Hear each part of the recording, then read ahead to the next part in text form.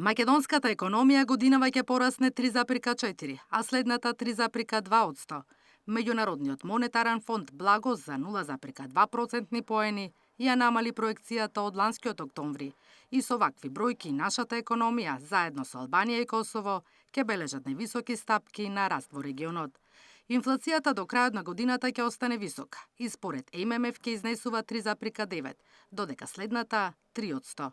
Пониски цени може да се очекуваат дури во 2030 година, кога таа ќе се стабилизира и спушти до 2%. Според ММФ, дефицитот на тековната сметка оваа година ќе изнесува 3,6, а следната 3,1%.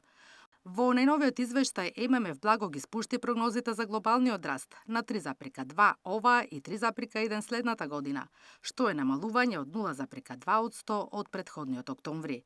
Како причини се наведуваат високите царини кои ги наметна Трамп и различните трговски договори со некои земји. Дел од државите се воздржа од реципрочни мерки, па затоа ефектот од царините е помал отколку што се очекуваше. И покрај стабилното прво полугодие од годината, перспективите за економиите во светот се кревки, додека ризиците намалени. Главниот ризик е дека царините можат дополнително да се зголемат и заедно со нарушениот синџир за снабдување да го намалат глобалното производство за 0,3% следната година. Притисоците за трошење државни пари се зголемуваат во многу земји, што може да ги зголеми каматите на кредитите, велат од ММФ. Fiscal pressures are mounting across many countries and may interact with financial market fragilities to further raise borrowing costs and increase rollover risks.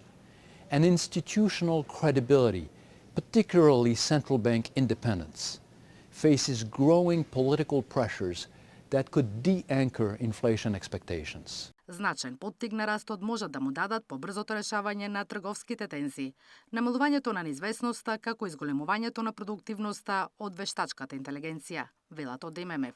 Инаку Светска банка минатата недела излезе со прогнози за македонската економија, каде очекуваат растот да достигне 3,1%, инфлацијата 3,8% и фискалниот дефицит 4%. Наташа Мерсовска, Сител телевизија.